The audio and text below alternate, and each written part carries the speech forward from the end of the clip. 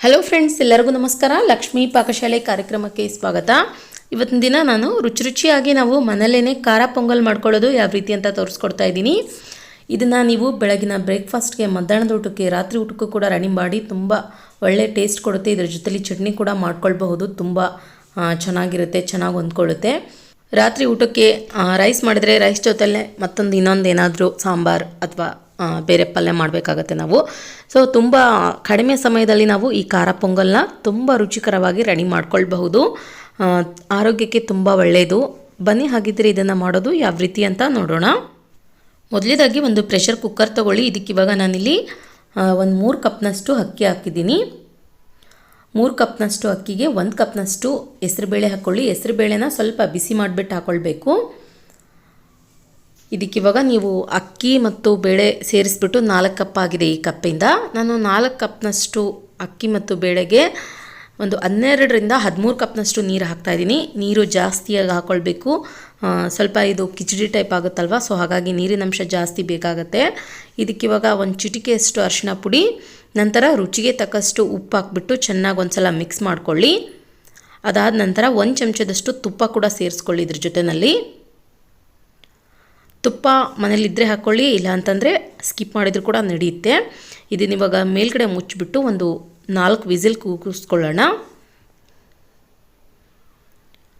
Okay, ಇವಾಗ ಒಂದು 4 whistles ಕಂಪ್ಲೀಟಾಗಿ ಆಗಿದೆ ನೋಡಿ. ಇವಾಗ ನಾವು ಹಾಕಿರುವಂತಹ ಬೇಳೆ ಮತ್ತು ಅಕ್ಕಿಲಿ ತುಂಬ ಚೆನ್ನಾಗಿ ಬೆಂದಿದೆ. ಇದನ್ನಿವಾಗ ಒಂದು ಸಲ ಚೆನ್ನಾಗಿ ಮಿಕ್ಸ್ ಮಾಡ್ಕೊಳ್ಳಿ. ಸ್ವಲ್ಪ ಸ್ಪೂನಿಂದನೇ ಚೆನ್ನಾಗಿ ಇದನ್ನು ಮ್ಯಾಶ್ ಮಾಡ್ಕೊಳ್ಳೋಣ. ಚೆನ್ನಾಗಿ ಮಸದ್ಕೊಳ್ಳಿ. ಇನ್ನೂ ಸ್ವಲ್ಪ ಸಾಫ್ಟ್ ಆದರೆ ಇನ್ನೂ ಚೆನ್ನಾಗಾಗುತ್ತೆ ನೋಡಿ. ಈ ರೀತಿಯಾಗಿ ಮಿಕ್ಸ್ ಮಾಡ್ಕೊಳ್ಳಿ. ಇದಿವಾಗ ರೆಡಿಯಾಗಿದೆ. ಇದಕ್ಕಿವಾಗ ನಾವು ಒಗ್ಗರಣೆ ರೆಡಿ ಮಾಡ್ಕೊಳ್ಳೋಣ. ಗ್ಯಾಸ್ ಆನ್ ಮಾಡ್ಕೊಂಬಿಟ್ಟು ಒಂದು ಒಗ್ಗರಣೆ ಹಾಕೋ ಸೌಟ್ ಇಟ್ಕೊಳ್ಳಿ. ಸೌಟನ್ನ ಚೆನ್ನಾಗಿ ಬಿಸಿ ಆದ ನಂತರ 3 ಚಮಚದಷ್ಟು ತುಪ್ಪ ಹಾಕ್ಕೊಳ್ಳಿ. ತುಪ್ಪ ಕರಗಿಬಿಟ್ಟು ಚೆನ್ನಾಗಿ ಬಿಸಿ ಆದ ನಂತರ ಇದಕ್ಕಿವಾಗ ನಾವು 1 ಗಡ್ಡೆಯಷ್ಟು ಬೆಳ್ಳುಳ್ಳಿ ಹಾಕ್ಕೊಳ್ಳಿ. ಸಿಪ್ಪೆ ಸುಲಿದ್ಬಿಟ್ಟು ಸ್ವಲ್ಪ ಜಜ್ಜಿ ಹಾಕ್ಕೊಳ್ಳಿ. ಅದಾದ ನಂತರ ಜೀರಿಗೆ ಹಾಕ್ಕೊಳ್ಳಿ. ಅರ್ಧ ಚಮಚದಷ್ಟು ಕಾಳು ಮೆಣಸನ್ನ ಕುಟ್ಬಿಟ್ಟು ಹಾಕ್ಕೊಳ್ಳಿ, ಸ್ವಲ್ಪ ಕ್ರಷ್ ಮಾಡಿಬಿಟ್ಟು. ನಂತರ ಒಂದು 8ರಿಂದ 10 ಗೋಡಂಬಿ ಹಾಕ್ಕೊಳ್ಳಿ. ಒಣಮೆಣ್ಸಿನ್ಕಾಯಿ ಹಾಕ್ಕೊಳ್ಳೋಣ, 1-2. ಇದನ್ನಿವಾಗ ಒಂದು ಸ್ಪೂನಿಂದ ಚೆನ್ನಾಗಿ ಮಿಕ್ಸ್ ಮಾಡ್ಕೊಳ್ಳಿ. ಸ್ವಲ್ಪ ನಾವು ಹಾಕಿರುವಂತಹ ಪದಾರ್ಥಗಳು ತುಪ್ಪದಲ್ಲಿ ಕಲರ್ ಚೇಂಜ್ ಆಗಿಬಿಟ್ಟು ಫ್ರೈ ಆಗಬೇಕು. ನಂತರ ಗ್ಯಾಸ್ ಆಫ್ ಮಾಡ್ಕೊಂಡ್ಬಿಟ್ಟು, ತುಪ್ಪ ಬಿಸಿ ಇರುತ್ತೆ, ಇದರಲ್ಲೇ ಸ್ವಲ್ಪ ಕರಿಬೇವಿನ ಸೊಪ್ಪು ಹಾಕ್ಬಿಟ್ಟು ನೋಡಿ. ಇವಾಗ ಒಗ್ಗರಣೆ ರೆಡಿಯಾಗಿದೆ. ರೆಡಿ ಮಾಡಿದಂತಹ ಪೊಂಗಲ್ಗೆ ನಾನಿಲ್ಲಿ ಹಾಕಿಬಿಟ್ಟು ಮಿಕ್ಸ್ ಮಾಡ್ತಾ ಇದ್ದೀನಿ ಒಗ್ಗರಣೆನ. ಸ್ವಲ್ಪ ನಾನಿಲ್ಲಿ ಅರಿಶಿನ ಪುಡಿ ಇನ್ನೂ ಜಾಸ್ತಿಯಾಗಿ ಹಾಕ್ಬಿಟ್ಟು ಮಿಕ್ಸ್ ಮಾಡ್ಕೊಂಡಿದ್ದೀನಿ. ಇದನ್ನಿವಾಗ ಫ್ರೆಂಡ್ಸ್ ಗ್ಯಾಸ್ ತಿರ್ಗಾ ಆನ್ ಮಾಡ್ಕೊಂಡ್ಬಿಟ್ಟು ಒಂದು 3ರಿಂದ 4 ನಿಮಿಷ ಬೇಯಿಸ್ಕೊಳ್ಳಿ. ಸ್ವಲ್ಪ ಇದೇ ಥರ ಮಿಕ್ಸ್ ಮಾಡ್ಕೊಳ್ತಾ ಬಿಸಿ ಇರುವಾಗಲೇ ತಟ್ಟೆಗೆ ಹಾಕ್ಬಿಟ್ಟು ಸರ್ವ್ ಮಾಡ್ಕೊಳ್ಳಿ.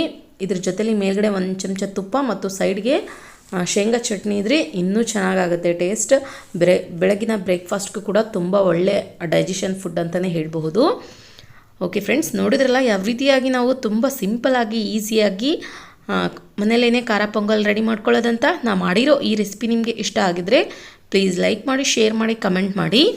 ಇನ್ನಷ್ಟು ಈಸಿ ರೆಸಿಪೀಸ್ಗಾಗಿ ನಮ್ಮ ಲಕ್ಷ್ಮಿ ಪಾಕಶಾಲೆ ಚಾನಲ್ಗೆ ಸಬ್ಸ್ಕ್ರೈಬ್ ಆಗೋದು ಮಾತ್ರ ಮರಿಬಾರ್ದು. ಮತ್ತೆ ಒಂದು ಇಂಟ್ರೆಸ್ಟಿಂಗ್ ರೆಸಿಪಿಯೊಂದಿಗೆ ಬರ್ತೀನಿ ಮುಂದಿನ ಸಂಚಿಕೆಯಲ್ಲಿ. Keep watching. Thank you. Bye-bye.